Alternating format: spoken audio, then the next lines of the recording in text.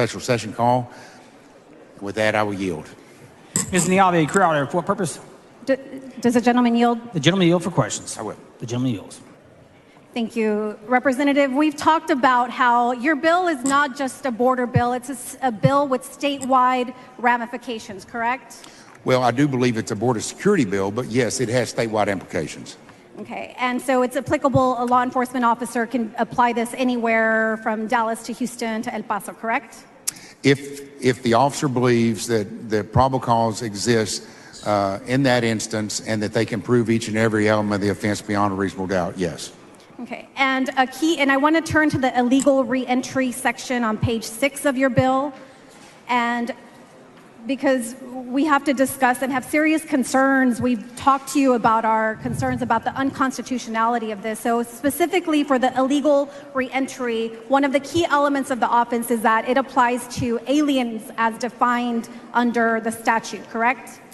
Correct. Illegal reentry is patterned after 8 U.S.C. 1326, yes. Right, and there's language that says if, and I hate to use that word, but you've included it and you've defined it in there, so that's why I'm using that term. But it says if the person enters, attempts to enter, or is at any time found in the state after the person, then there are 2 subsections that explain, like if they had been deported in the past, correct?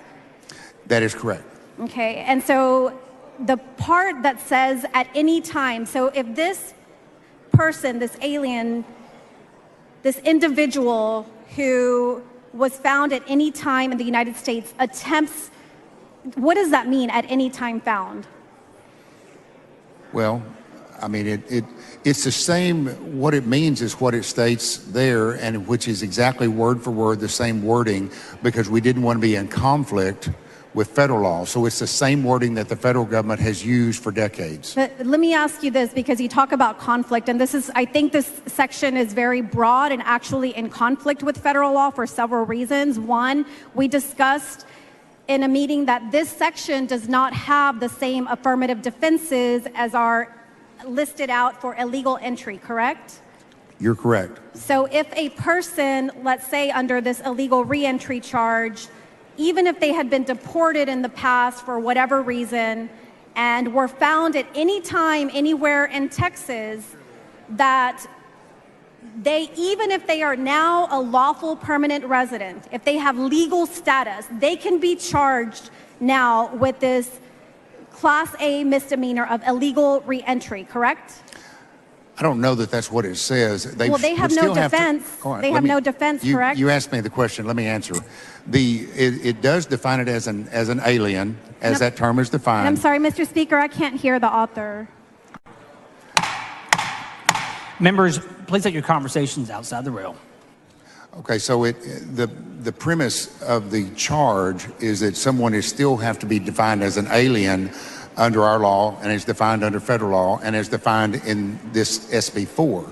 And the definition, when you look to that, I believe it's under 1109, defines that as someone that is a non-citizen or a non-national. So someone that doesn't otherwise have the legal right to be there.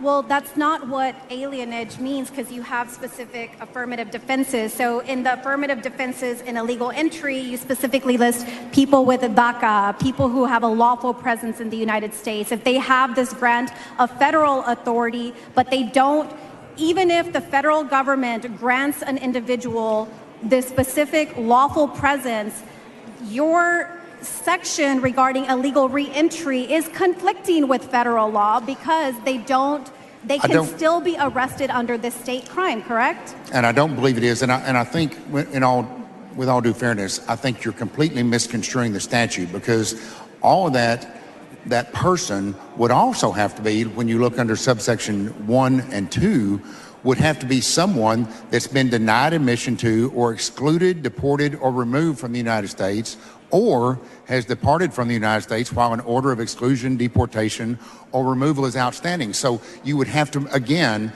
meet each and every element of the offense beyond a reasonable doubt.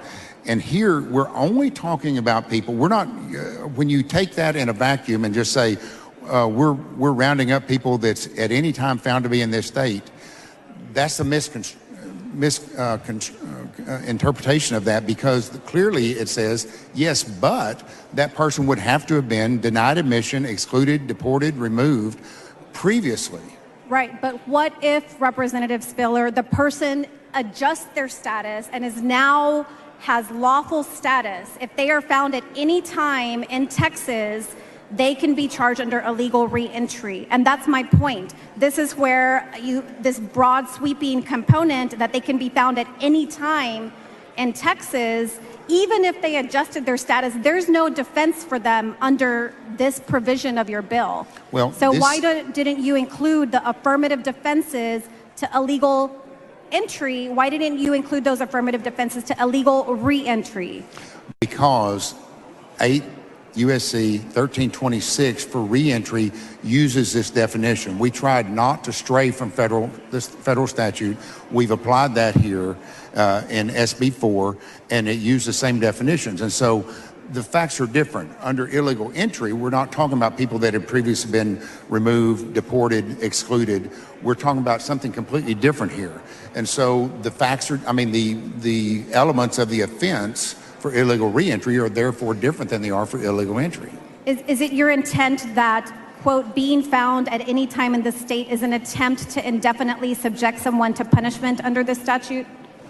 I'm sorry, I couldn't understand that question. Is it your intent that if an individual is found at any time in the state, as defined by your statute, is that an attempt to indefinitely subject that person to punishment? Well, as we've talked before, the range of punishment for this is, unless you get into an enhancement, is a Class A misdemeanor. That limitation period is 2 years. It's not indefinite. It's not 5 years, 10 years, 20 years. It's 2 years, and the statute, and it is limited to people that don't have the right to be here, that have already been ordered removed from our country. So if anybody, to clarify, because I want to make sure we understand, so if somebody who is found in the state after the 2-year statute of limitations for the Class A has run, are they subject to this offense? It depends on the facts. It depends on the circumstances. But what I'm saying is, it makes it sound like it's something similar to what you're describing is what Arizona did when, if you're here illegally, the show us your papers. If you're here illegally, we're going to round you up and we're going to prosecute you. That is not, I want to be very clear again, that Senate Bill 4, that is not the intent of Senate Bill 4. That is not what Senate Bill 4 says. And to take something out of context with illegal reentry and somehow assert or imply that is the standard, that is not the standard, because you can't apply that without applying the rest of the statute, which means that these folks have already been ordered out of our country. And this has been the law. The same thing has been the law for decades under federal law. Let me ask you this. So a person who is brought into the United States as a child, they're deported with their family, they grow up in their home country, then that person marries a United States citizen. They go through the entire process to legally re-enter the United States as a permanent resident. They would be criminalized under the illegal re-entry statute. I do not believe so. Do you want to know why? Yes. Let me tell you why. Because the first thing, if you look in the definition of illegal reentry, a person who is an alien, if that person has now obtained citizenship and gone through the correct port of entry and applied and gotten citizenship in the United States, regardless of what happened before, this statute does not apply to them. Okay, let me ask you this. So the illegal re-entry offense, it contemplates a scheme where even if somebody has legal immigration status, they enter the United States lawfully, they could be criminally prosecuted and then required to be returned to a port of entry. So this appears to be substituting the state's judgment for the federal government in terms of who belongs in the country. How is this not immigration enforcement? Well, you asked for a definition. That implies that we somehow have a definition of legal immigration status, and that is not what this bill talks about. It tracks the language of existing federal statutes and talks about in terms of if someone is an alien. So to the extent that if someone has legal immigration status, if they're not deemed to be an alien, then no, it would not apply.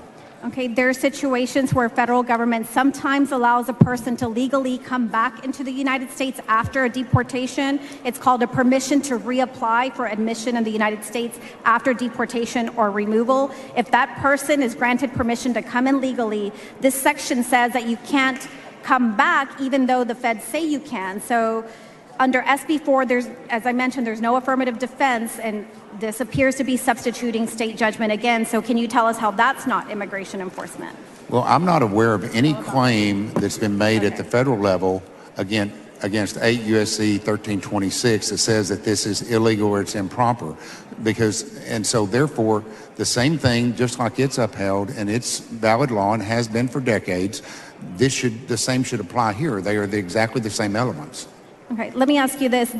You heard Attorney General Ken Paxton in the past has said that he hopes that the Supreme Court rules differently from the Arizona versus United States case, and which has already determined that states cannot enforce immigration, right? So you've heard the AG Paxton say that, right? I'm not advised. Or do you know that he made that stance or statement in the past? I don't know that. But you're working with his office on this bill, correct? We've communicated with many parties on the structure and implementation of this bill. Yes. Yes or no? Did you work with Attorney General Ken Paxton's office on this legislation? I just said yes. Thank you. Do you hope that the Supreme Court will overturn Arizona versus United States? No. I'm not asking for that. This is not that. I mean, people have asked me that. Are you trying to overturn Arizona versus U.S.? And my answer to that is no. Whether Arizona versus U.S. was properly rendered or not is irrelevant, because we have steered completely clear of what Arizona did, Senate Bill 1070, when they passed that in 2010, and the issues and problems that they had in the Arizona case. Mr. Speaker.